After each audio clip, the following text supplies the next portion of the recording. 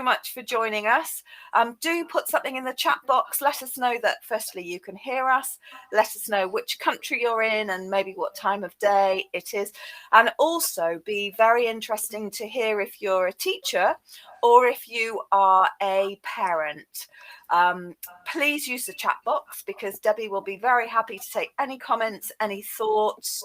At the end of this presentation, you will receive a copy of the presentation, you'll receive a certificate and also a link to watch again and share. So if your teacher's coming in, then I think you're going to find some fantastic content in here to share with your parents, maybe things that they can do during the holidays that are coming up. So without further ado, thank you again for joining us. Thank you, Debbie, very much indeed. And everyone enjoy this webinar. Thank you. What a lovely introduction. So welcome everyone. Hello, Qatar. How are you today? I hope everything is well. I'm just waiting for, there we go, the PowerPoint to begin. So, okay, what we're looking at this morning is, it is science and it's maths in the home. Sometimes you'll think, oh, this is just science, but actually science and maths to me are interlinked, and especially when we're doing practical science, it is an opportunity to actually support our learners with both at the same time. So hello Jakarta, hello 5 p.m. in Jakarta. Gosh, I was in Jakarta 2 years ago, so that's great. Brazil, Qatar, hello everyone. Fatima, hello there. Edna, great. Listen, please keep using the chat box because I really miss the face-to-face. In the UK now, I've been doing a few face-to-faces just lately. I've done a residential, but I really do miss that because these sessions really are about sharing our expertise and sharing our great practice. So, oh, good morning, Jamaica. Gosh, long time since I was there. Very dark in Jamaica, apparently. Yeah, it's not very nice here, actually. It's barely daylight, but a nice sunrise this morning, though, so we can't complain. So we're looking at science and we're looking at maths. I've put some videos together for you for the simple reason that in the past I've done experiments here at my desk, and it's great, it's okay, but it means setting lots of things up, moving lots of things around, and I'm not convinced that it's actually a very efficient use of time. So what I've done is I've put some videos together so we'll just play through them, but then you've got access to them so you can stop and start, you can go back and have a look, you can share them with people, and that's absolutely fine. So that's what we're doing this morning. So let's have a look. So we're going to look really at practical investigations at home, the actual practical side of science and the practical side of maths. This is to support our learners in an inquiry-based approach to learning. It increases confidence in science and maths because it's a different environment. Children can sit on the floor, as in this picture. They can relax. They're comfortable to ask questions. They're comfortable. It's a different environment. They can work with their siblings. They can work with family members. And this is what it's all about. I want to show you, if there are any parents out there, hello. I want to show parents and I want to show teachers how to support parents using what I call kitchen science and kitchen maths. As a scientist, we investigate the world that surrounds us. So therefore, the investigations should be around things that are familiar, things that children can associate with and understand. A mathematician is someone who makes sense of these investigations, and they relate to everything, to the natural world around us. They don't need to be expensive, complex. We don't need to use specialised equipment. We don't need to go out and buy anything in particular. It is kitchen science. It says what it is. It's things that you'll find in your kitchen, in your house. Washing up liquid, dish soap, salt, sugar, all these kinds of things. Elastic bands. My children used to collect the elastic bands from the postman, for example. It costs nothing, but we'll do lots of investigations, experiments, and explore maths. I want to show that it's easy, it's inexpensive, and it's extremely supportive because children can carry out science in the comfort of their own home, where time restraints aren't as much. We don't have to work to a timetable. We don't have to say we've only got 50 minutes and then we have to stop, because we've got a timetable to follow. When we're working at home, we can use as much or as little time as we've got available. And so that's what this session is all about, to engage children in developing key skills where parents are involved in the learning, which is a great thing because you can then witness firsthand how your children work.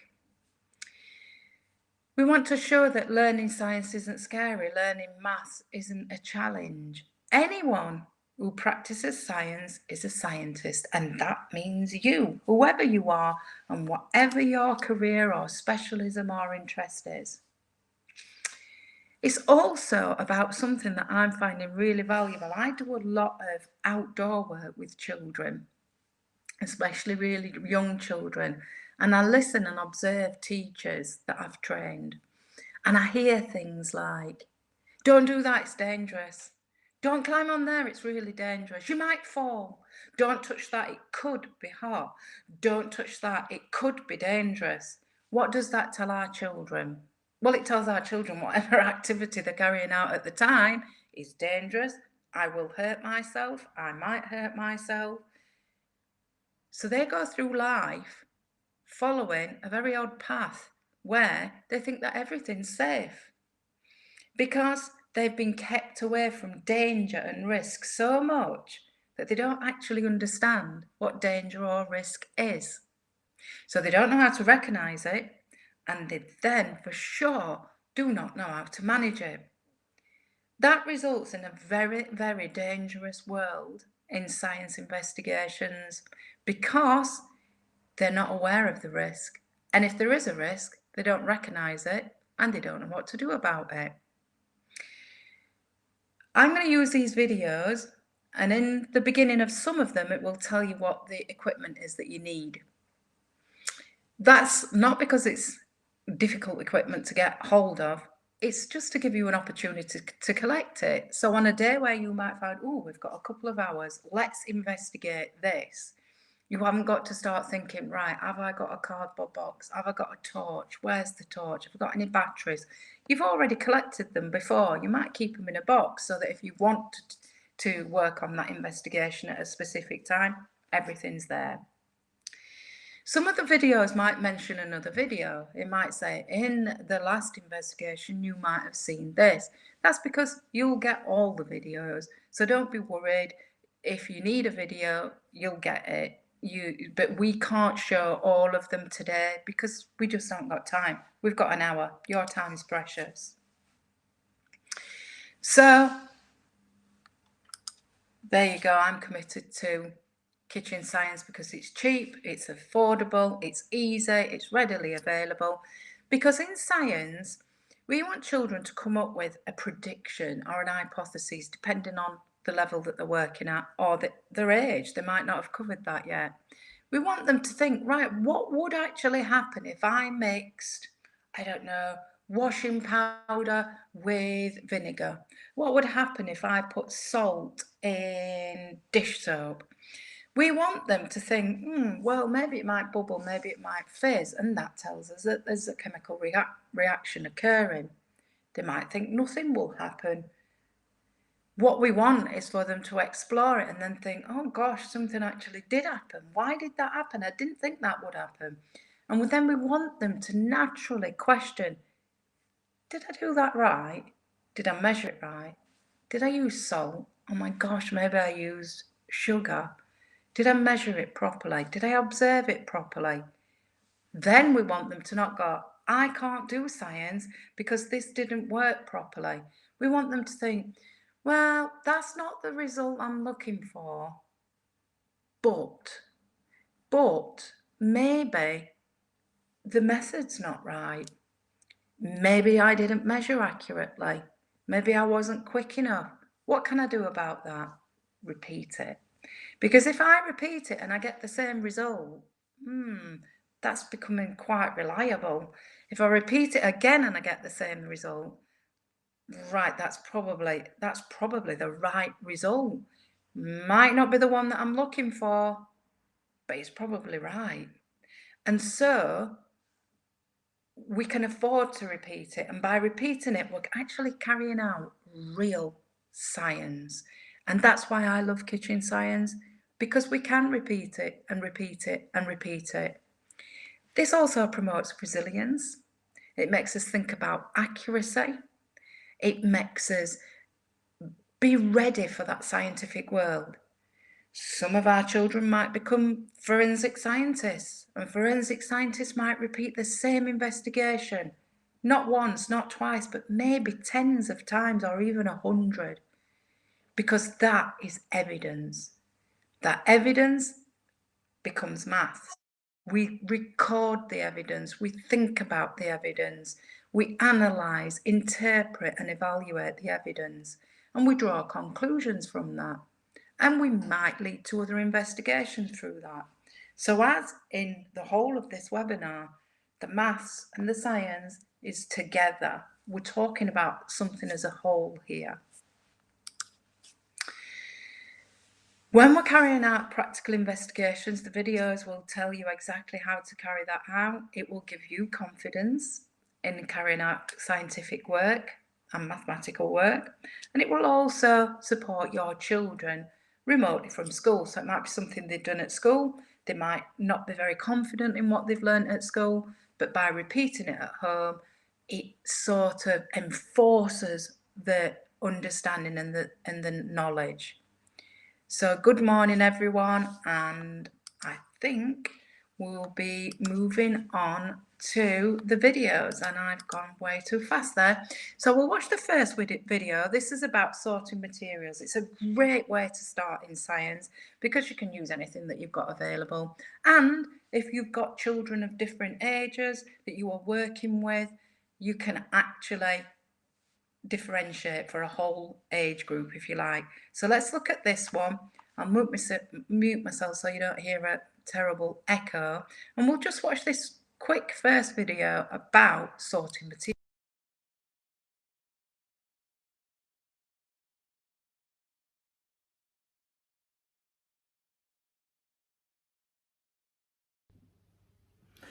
In science, we start by sorting and grouping different kinds of materials, go on to living organisms, plants, animals, but grouping and sorting is a really important skill in science, and eventually it leads to something called classification, where we can classify different things into very specific scientific groups, and it's really important that we get this skill. Now we can sort materials according to many different properties. We can sort them according to the physical properties, the chemical properties, lots of different things. Now if we look at these materials here, I'm using these because these are easy to use and we can see them quite clearly. Immediately, if I said to you, how are you going to group these? You might say colour. You might say, oh yeah, I'd put all the green ones together and all the orange ones and the pink ones and the red ones, and they would be nicely grouped according to colour. The problem with that is that this is a green one, but this one's got like tinsely little rough bits on it, if you can see that, but this one's nice and smooth. This one's orange, and so is this one, but this one's tiny and this one's much bigger, so their use would be very different. So in science, as we progress and we become more scientific, it's very rare that we actually use colour as a property of a material, because colour, really, you could have a pink chair or a pink helicopter. They'd be very different. The properties would be different, the uses would be different, and so we very rarely use the colour to separate or to organise different things, different objects. But it's a good starting place. It gets us used to it, and we could just sort them into piles and groups like we did just then. Or if you're at home and you've got something like this, bits of fluff, bits of pom-poms like this that I just bought from a craft shop, not very expensive. Or you might use little wound up bits of cotton or wool. It's up to you. A fun way to sort these, make sure no one's got breathing problems, asthma, anything like that. Make sure you ask the people at home if it's okay to do this. You can do it, have a really fun activity. Now you can time yourselves using your smartphone or a clock, or if you've got a stopwatch or something. You could use a sand timer where you just tip it over, and by the time it runs out you've got to have finished, and see how many you can collect. So if you had some kind of timing, you might say, how many can you pick up in 30 seconds? And they might go, oh, but you can only do one at a time. How many can you pick up? 3. Or you could make it really good fun, and you could use a straw, and you could go 1.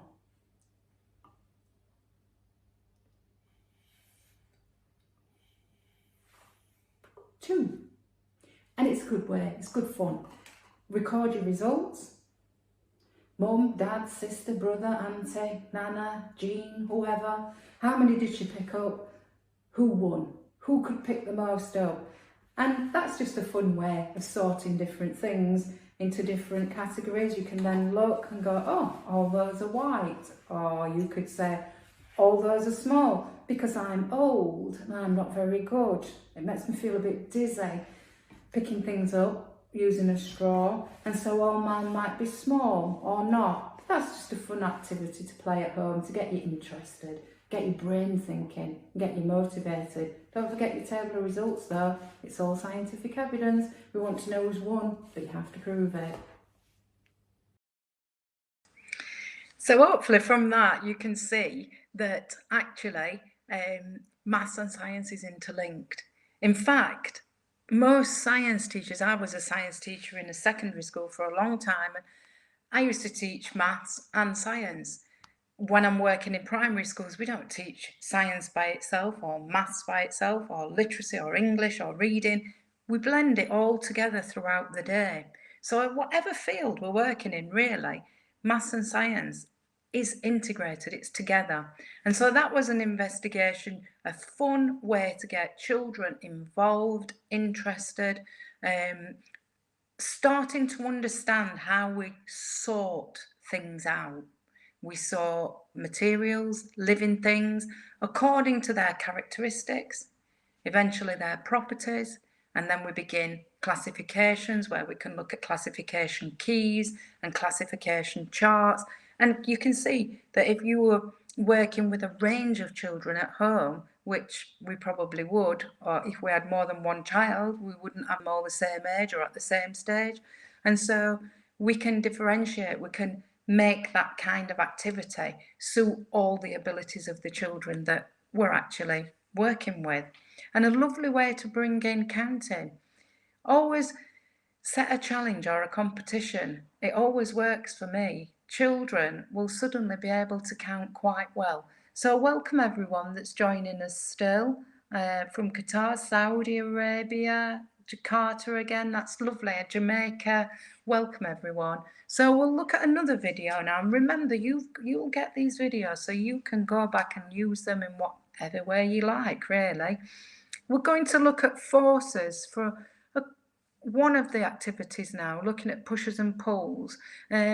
Often children get a bit worried with forces because they can't always see. They can see the result of a force, but they can't actually see the force. And so some children find it quite difficult, but again, fun, engaging activities in the comfort of their home. So let's have a look at this one.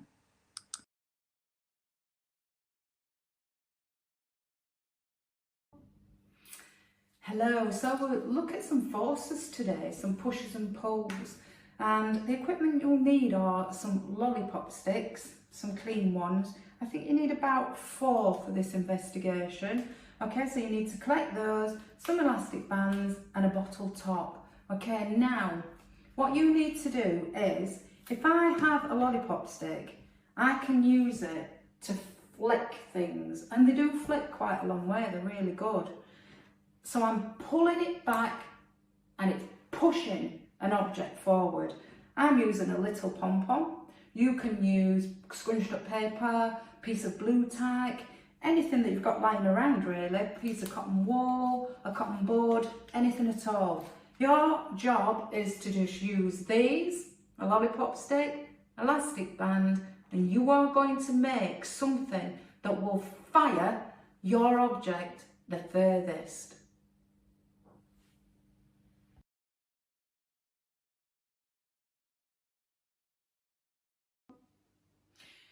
So what I've made is this, and this will act as a force multiplier.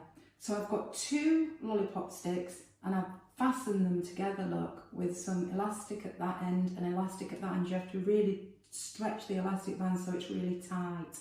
I've then connected another 2 lollipop sticks, and just at one end I've attached again a tight piece of elastic just to hold them in place. Then pushed the double bit into my elastic band's just fallen off, but it will still work as long as you've got one on. I've pushed it right as far up as I can to where the joint is there. This is held in position just with blue tack, but you can glue it on if you want to, or you could make a hole and put some wire or a paper fastener through there. I've loaded it with my ammunition, which happens to be a little pom-pom, and let's see if this acts as a force multiplier. So I'll pull it back in the same way as I did the lollipop stick, and it will push my ammunition forward. So if we do it on a surface like this, it works better, if you can see that. Right, let's give it a whirl. Ooh, didn't even see where that went, did you? Okay, your challenge is to build this, or whatever you've built. If you've built a better one, go for it. I want to see, with the people at home, who can make their ammunition fly the furthest. How will you measure that? You'll need a ruler or a tape. You need to record it on a table of results. Person's name, how far their ammunition flew. Who can make it go the furthest? Then, who can make it go the least difference? Now actually that's a big challenge. To use this, to pull it back, to release it, but it only moves a small distance. Who can change the direction just using pushes and pulls and your force multiplier? Who can make it fly to the left, who can make it fly to the right? Find out who's the best force player in your family. You need to record it as a table of results, so you've got scientific evidence to prove who's the best person at building, constructing and using a force multiplier. Okay, so that one again is about forces, pushes and pulls in a fun, different way to do it than they might do in school. Yes, I did see where the pom-pom went. Now I look it back, but at the time when you're playing, you can't always do that. And that's the reason why we need to observe and we need to record our results. You know, you could record yourselves, record your family and see who's the winner. But again, you know, push it. You've got to collect the evidence. You need to collect the evidence. Otherwise, how can you prove it? So it's okay making a statement like, I won, mine works the best, but we need to prove it. We need that evidence. So we're pushing the idea that in science, we don't just make a statement, we collect data and we use that as evidence. So hello, Russia. Hello, Saudi Arabia. Welcome to you all. And you are welcome for the event, Arena. I'm very happy to be doing this for you. The next one that we'll look at is using forces again, but this time we're making a ball. And as we work through this, some of these videos are I've actually delivered them as if I would be delivering it to children. Some of them I'm conscious that I'm delivering it to parents and teachers, and so you know I would talk to you differently. But on the whole, I'm doing these videos as if you were the children sat in front of me to model how to put this challenge forward. So for this one, as I said, we're looking at making a ball using forces.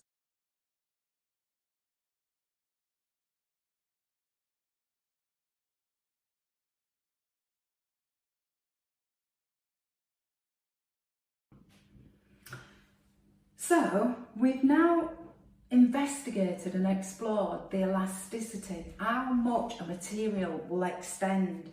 You can use lots of different equipment to test that out, and you've done that using some coins and paper clips really. So we know that elastic bands are quite stretchy. If we pull them, we apply a pulling force, they will extend. And that pulling force could be by adding weights, or it could be by pulling it. Now I'll set you a little challenge using that property of an elastic band. So you start and you make a knot using the elastic band, just a little knot there. And then you use the stretchiness of another elastic band and you stretch it round that knot until it's tightly in position. And then another one and another one until it starts to make a ball shape. It's like a Super Ball, really bouncy because you've got that elastic property. Very hard to direct, but there you go. Keep going, and again you've still got the elasticity. This is the basis of an old-fashioned golf ball. This is how they used to make them. That's great fun. You can play with that outside if you want. You could measure how high you can make it bounce, how far it can bounce off a wall. So if you stand a metre away from a wall and you throw it and duck quickly, how far back will it bounce? Will it, the pushing force away from the wall, will it make it shoot further? You can do lots of things like that. How many elastic bands do you think? How many do you predict went into that ball? Predict how many you think. And if you can get hold of some elastic bands, test your prediction. Did your prediction, did it make a ball this big? If you think there's 100 elastic bands in there, how big did you get that ball? And finally, another science skill is research. Find out who made the biggest elastic band ball. You will be amazed. It is quite large, and I don't think you'll be making one that big. Not anytime soon. I think it'd be quite expensive actually, and I'm not quite sure where you'd keep it. But what I'd like you to do is draw a diagram of your ball or take a picture and tell us what the properties are that you've used to make that ball and what forces you've used to get there. So again, when we're looking at that making a ball, we've got so many maths and science investigations just from playing with elastic bands. Plus, if you've got a student or yourself who gets quite anxious, finds it difficult to listen sometimes, honestly, it's very therapeutic making those balls. It becomes almost quite addictive. You'll find yourself, I've seen many parents pick the balls up after children have gone to bed and sit stretching the elastic bands around the ball. It is quite comforting, quite therapeutic, quite relaxing. But so much maths involved in there as well. We've got the predicting how many elastic bands it would take. We've got measuring. We've got counting. We've got so many investigations that you could run from that. Does the amount of elastic bands mean that it bounces higher?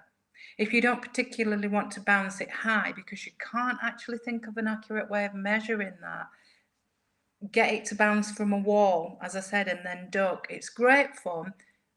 The balls do hurt as they get bigger. The elasticity in the ball makes the force quite large, and so when it does, if it does hit you, it does hurt. So be mindful of that. But great fun to play outside. You can see that it's almost impossible to control the balls, so they are actually great fun. The balls, when they start researching, they are really huge, and so it's just interesting all round and fascinating for the children. So what we'll look at now is light and dark. So again, we're sticking with a bit of physics for a while there, because light and dark is also quite difficult, but we cover it across the whole curriculum from very young ages. We expand and build on it. We start to talk about rays, ray diagrams. We start to talk about how we use light, how it travels, we measure it. And so it becomes quite complicated. So we need to get a good foundation. So you'll see that this investigation is simple, easy, but builds a great foundation. So let's have a look at light and dark.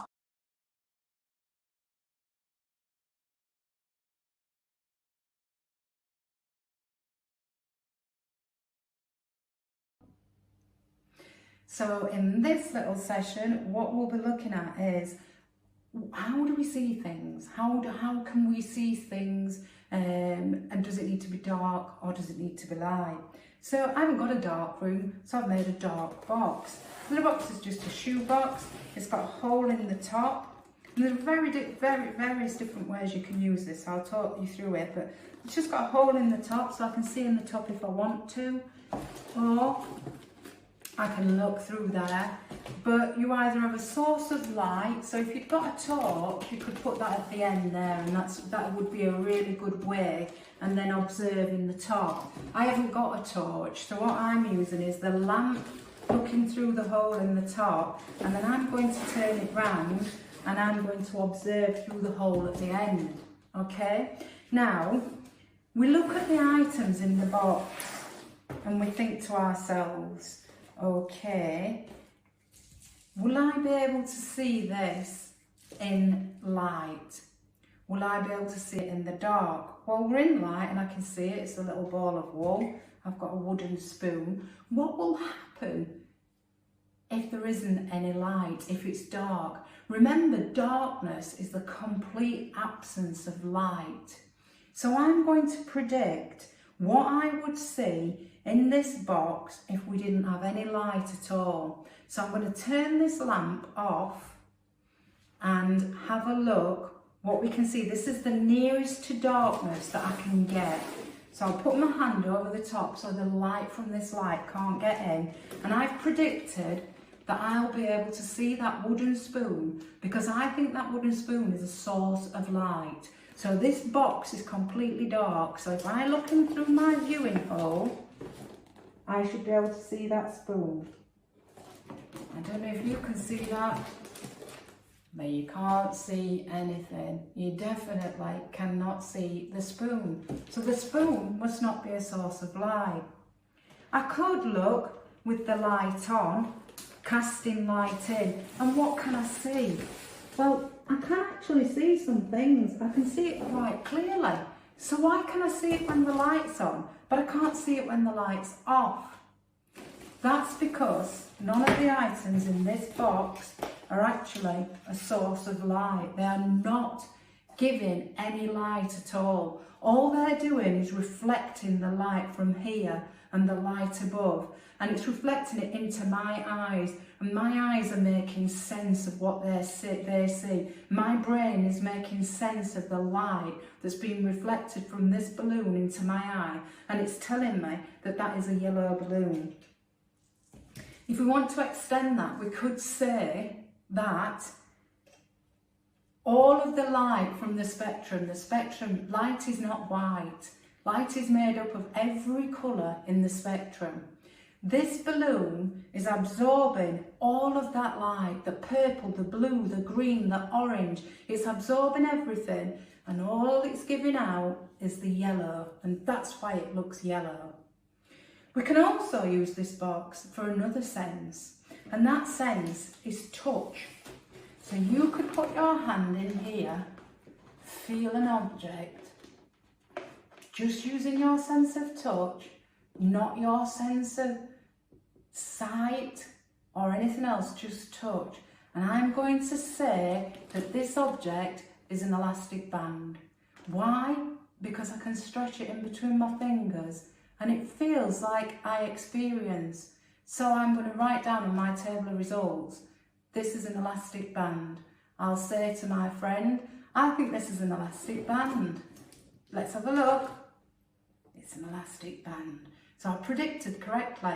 So my sense of touch worked really, really well, and it worked completely by itself. It didn't work with any other senses because we use our senses together, but that worked really well by itself. And you could check to see if you're right. Oh, I think that's a wooden spoon. I think that's a wooden spoon. Oh, it is a wooden spoon. So your sense of touch is really good, and you could trick someone at home by putting a little dish of jelly in there. That usually works really well. Or a spider, that usually works well too. Just ask someone to close their eyes, put their hand in your box and see what they can feel and see how good their sense of touch is. But it's a good fun to put some jelly or something a bit gooey in there. Custard's also a good one.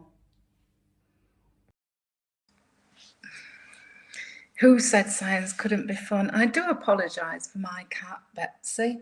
My son took the day off work to keep Betsy away from the camera, but as soon as the camera rolls, Betsy has to make an appearance. She's now sat behind the screen, so hopefully she'll stay there.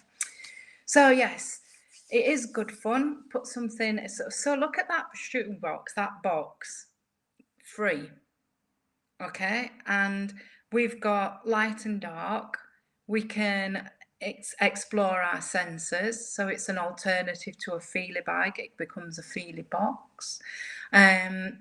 So many different things just from the box. I mean, creating the box is also a good skill. We've got lots of things in there, especially for young children. We're cutting, we're gluing, all those different things in there, and we're measuring, and we're learning about something that's quite difficult to learn about in school, because it really is quite difficult to control the light source in a classroom. So that's another really fun activity. Well, I hope you think so. We're going to quickly look at soil samples now, just for a little bit of biology, because we have got, if you're celebrating Science Week next year, it's all about our Earth and our planet, and so this is a really nice one to carry out.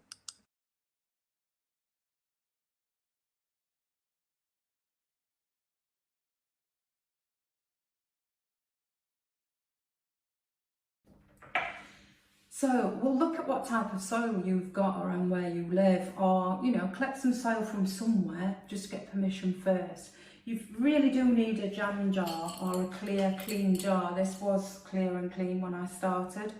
Use a trowel or a spoon, anything, and find an area where you're interested in.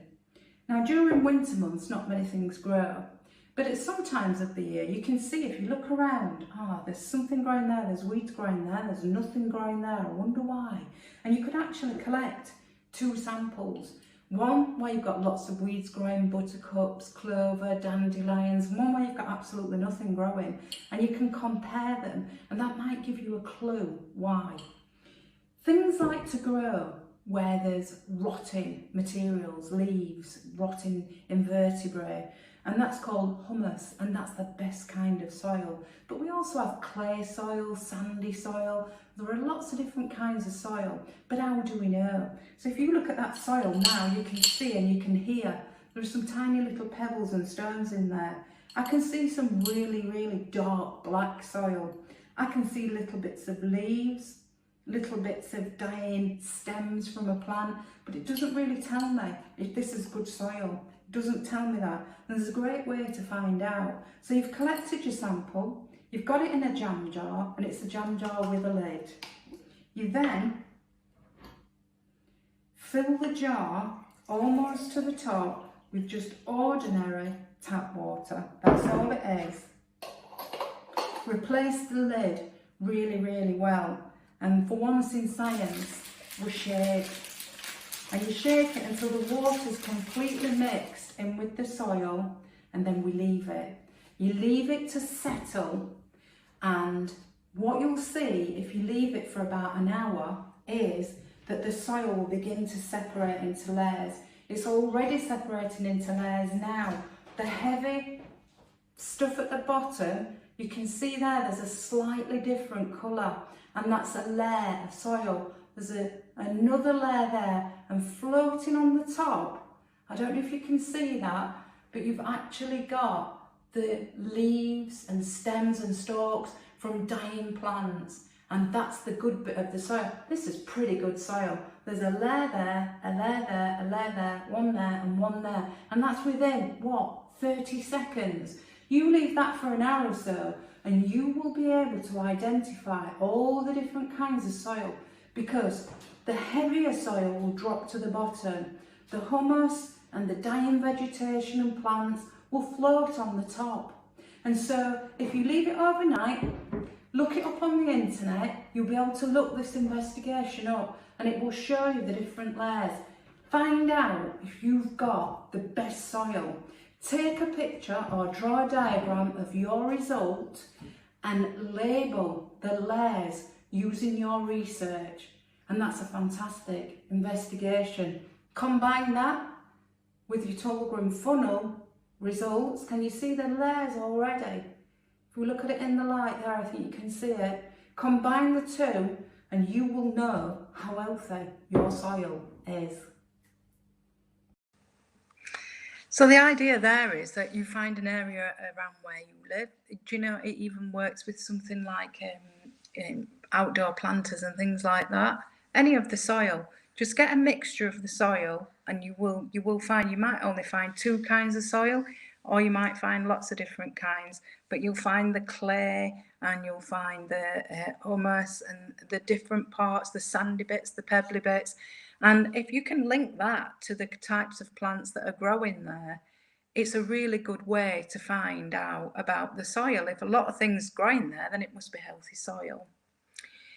If you combine that with the Tulgrim funnel, there you saw the white plastic bag on the table at the side. You put your hand in the bag and you just scrape your hand across leaf that have fallen from trees. If they're brown and decaying, that's great. Put them in the bottle, the soda bottle, where you've cut the top off, inverted it to make a funnel, put some net over the opening of the bottle, hold it in place with an elastic band, put it under a lamp. You saw in that picture the soil invertebrate like dark, moist, cool. When you put the lamp on, it becomes warm, bright and quite dry. And so the soil invertebrate that are microscopic make their way down and they fall through the netting. Collect them, it just looks like black spots, grains of dust.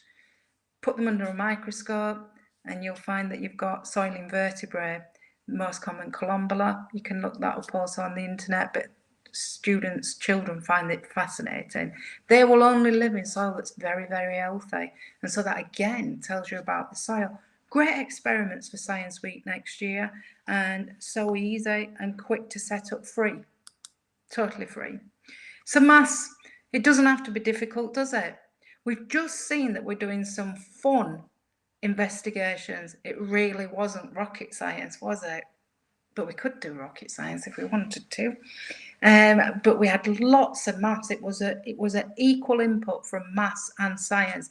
But I am just going to spend a few minutes just totally looking at maths, because I know, especially during homeschooling, lots of parents were worried about mathematics, and I think that's quite right too. Mathematics and science, so many misconceptions, and we understand that there are misconceptions, and it's a bit of a worry that we're actually starting the misconceptions or even feeding them, and they're growing because of our input. And so it is a concern, and I do understand that some parents are worried about that.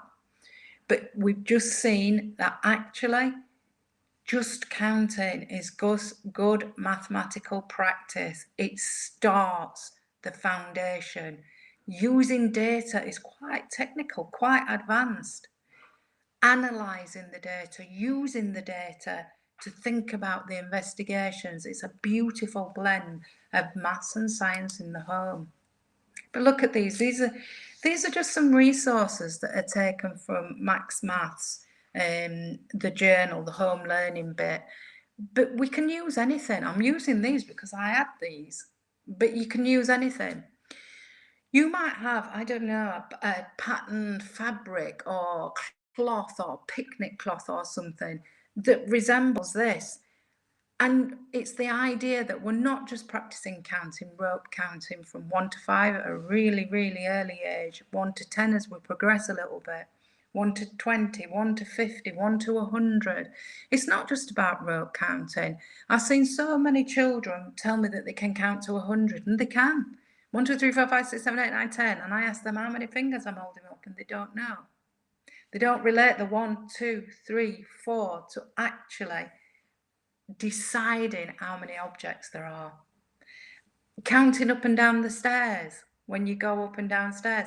Counting how many steps it is from A to B in the home. It's all reinforcing that counting tells us how many objects there are. Sounds silly, but actually it's something that we really do need to work on all the time.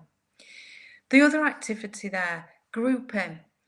You know, when you get your children to tidy their rooms, I never quite managed that, but I'm sure you do.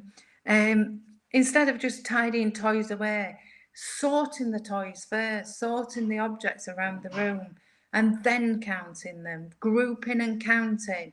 How many objects are in this set? How many objects are in that set? How many could be in both sets as they progress?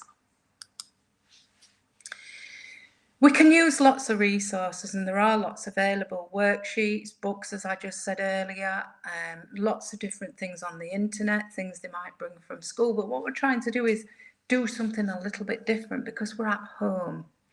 So how many times could you use resources like cookies and muffins, candy? How many times are we walking outside and we might see certain types of birds or certain types of flowers, and we can say, oh, look, there are 4 yellow flowers there and there are 15 blue flowers. When we buy grapes or fruit, we can say there are 12 red grapes or black grapes, there are 15 green grapes or red grapes. So it's just using what we've got in the home. It's not planning a maths lesson. It's just incorporating maths into everyday life because it makes it comfortable and it makes it user-friendly. I used to put post-it notes around the house with a number on it. Excuse me, and I still do this actually with adults in training sessions. I'll stick a sticker under their seat with a number on it, and they have to find someone else with the number to make 20 or 10 or 5, depending on what level you're working to. It's great fun. It gets people moving around. It gets us talking to each other. Stick them around the room, ask them to collect 2 that add up to 10 or add up to 20. Go outside, chalk them on the floor, run to one, jump on one, and then run and jump on another one. That adds up to a defined number,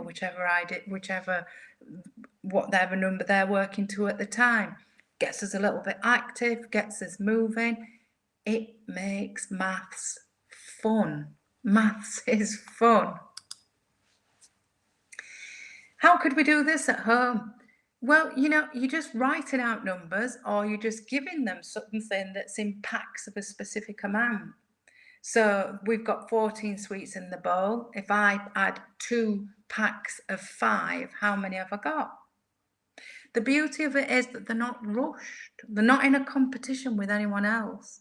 They can take their time. They can work through it and process it and think about it. And if they only solve 1 in a day, that will improve their confidence and that will increase that foundation that we're trying to establish.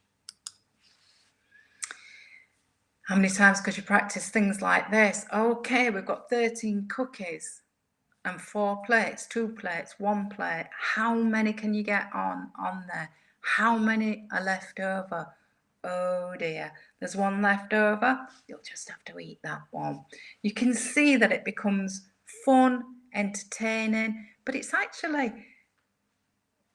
challenging maths, and it's maths that some children find really difficult to come to terms with and to process and to fully understand. But because we're talking about things that they're interested in, cookies, sweets, candy, fruit, then it suddenly becomes more engaging. It's more interesting if there's a reward at the end of it, or if it's a competition. But again, sometimes with mathematics, children just need to take a step back, take a moment and think about it and process it and play with it, play with the maths so that they're actually experiencing it and having that hands-on experience that brings the learning to life. Could you investigate these at home? How many people have got a ruler? How many parents have we got on this webinar right now? How many are parents? How many are teachers? How many are teachers and parents? How many of us have got a ruler at home? It might not be a ruler like this one. It might be a tape or a tape measure, a metal one, a wooden one. Doesn't really matter. But just the experience of measuring height and length with a ruler. Using centimeters, millimeters, or meters, because dependent on the size of the thing that we're measuring.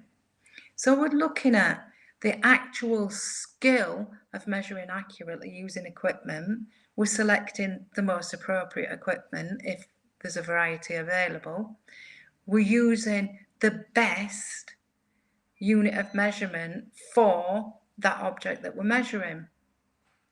So we're measuring height, we're measuring length. And then we can move on to other things like measuring volume. We can measure volume using just empty water or soda bottles, so long as they're clean and clear. Which has got the most, which has got the least, which is the fullest, which is the emptiest, using mathematical vocabulary. We could then use a measuring jug, just a household measuring jug. We could make the bottle into a measuring jug by measuring it in water into the measuring cylinder, pouring it into the bottle, marking on it with a pen the actual measurement. Keep repeating it. Why? Are we just entertaining the children? No. We're actually exploring volume.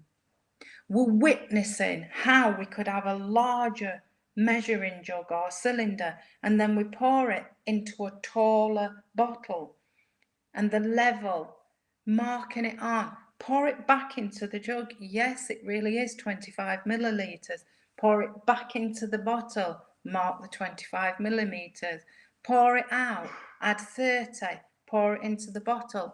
It's just pouring, but it's really witnessing and exploring volume.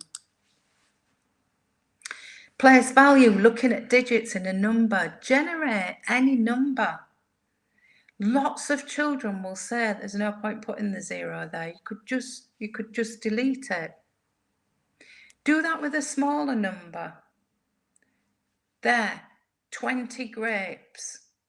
Does the 0 in 20 make any difference? No, so just get rid of it. Okay, let's get rid of it. How many have we got now? 2. Letting them witness what it means to move or delete one of those zeros.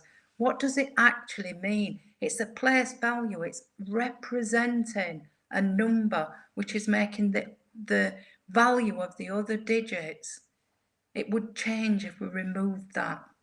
So it's understanding the importance of recording and also witnessing and experience the value of hundreds, thousands, tens, units, the true value of it, especially, as I said, if we relate that to objects.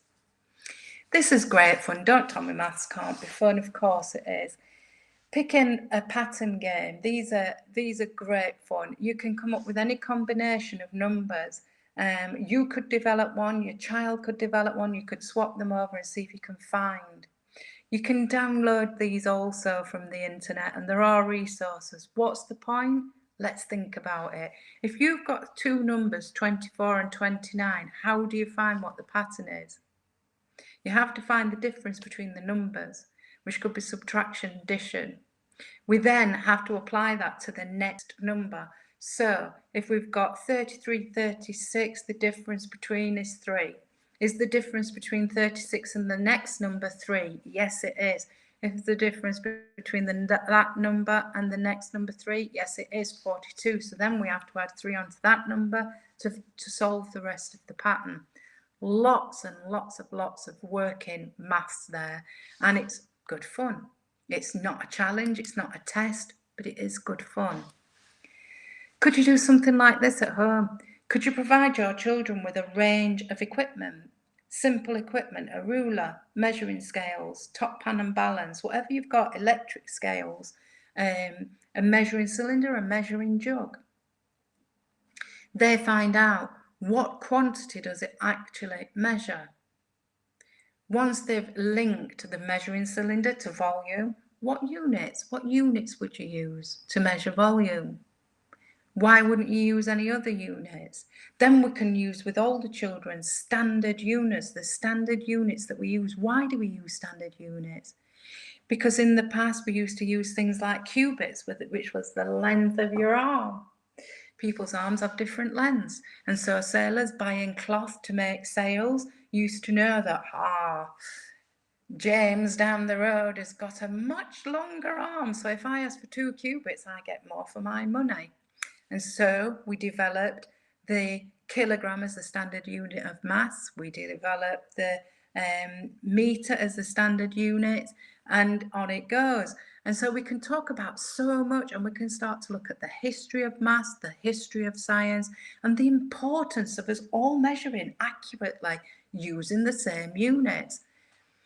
What would happen if I was putting the amount of fuel into a rocket and I measured it in meters, and someone else who was using the same calculation measured it in miles? Would we actually make it to our destination? Probably not. So it's very important. Okay, so this is also from Max Maths, great resource, but I'm not promoting that, just I've got it readily available. Okay, so here, look, we're just using buttons, counters, crayons, wax crayons, pencil crayons, whatever you've got at home, fruit, grapes, whatever you've got available, whatever's there, whatever resource you've got, but we're looking at fractions. So 4/12 of the crayons are blue. How do I know that? Because I count all the crayons and there are 12. I count how many are blue and there are 4. So that's 4/12. Can I reduce that?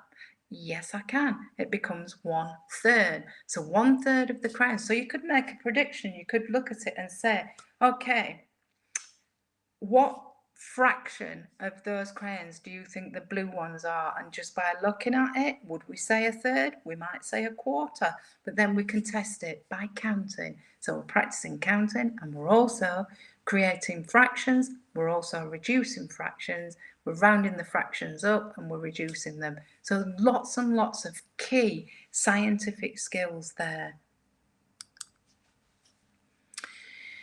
Research is a fantastic skill. It's one that we need our children to develop. It's an inquiry-based skill, and note I say inquiry-based and not scientific inquiry.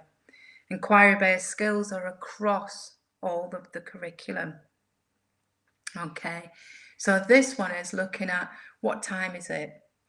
So someone wants to phone a friend. We've got a little story there to make it real, to make it what we would use in the real world. It's 10 a.m. in England. What time is it everywhere else? What's the time difference? So if it's 10 a.m. in England and it's 9 a.m. in New Zealand, what's the time difference? Well, they're an hour behind then, and it doesn't really matter what times you use, but you could look it up on the internet. So you could set a challenge. What time is it here? So we're practicing telling the time. We're using research skills. We're using the internet to find out what time it is in a different country. We're then going to calculate the time difference. So how many skills have we used there in a little activity that really doesn't use much at all? If you don't have access to the internet, find out beforehand and just use that as a calculation. If you know someone abroad that you could call at a certain time of the day, that would bring it into even more real life, because we'd be finding out for a purpose. Estimating areas. Some children find this really difficult and frustrating, especially when it's not an equal object, like your hand. If you estimated the area of your hand, you might get into some difficulty there, but you can actually download free graph paper. And so again, if you're prepared for this, you can test your estimation quite easily by counting up all the whole squares and then making whole squares from the part squares. It's a great way to estimate. We can then talk about how do you make it more accurate. It is an estimation. What's an estimation? What's the point? Work out the perimeter, work out the area of a room, a table, a piece of furniture, measure it, practicing measuring skills. Work out the perimeter. We're going to draw a diagram on graph paper, and we can work out the area as well. This is an absolute rush tour of maths and science at home. my idea was to just give you some ideas to show you that there are so many opportunities in your home to make maths and science hands-on, engaging and great fun. If you've got any questions, please continue to ask them. I note that someone's asked a very interesting question there about can some of the resources be transcribed into different languages. Yes, I'm sure they could be, some are. So that's interesting. If you've got any more questions, please ask me. I'll answer them now if I can. I'll answer them when I can if I can't. But I will engage with you. Thank you so much for your time. Oh, thank you, Edna. Oh, thank you, Mary. That's really, really nice of you. I really enjoyed that. So I hope you did, and I hope it was useful. Thank you. Thank you all very much for joining us from around the world. So lovely to see so many countries represented. Thank you, Debbie, once more for this wonderful webinar. I think all those experiments are so great. And I think some of the words you're saying about taking time. I mean, I can remember at school when you have to put your hand up when you've finished something. And it's quite scary if you're a bit slower. And if you're a bit slower, you never get to finish the task. So using this as a way to take time so that you build confidence is it's a wonderful thing to be able to do. So some blessings from being able to work from home for learning at home. Thank you all very much indeed. Thank you, Debbie, once more. Copy of the slides, copy of the webinar to watch again will be sent out shortly. Bye, everyone. Bye.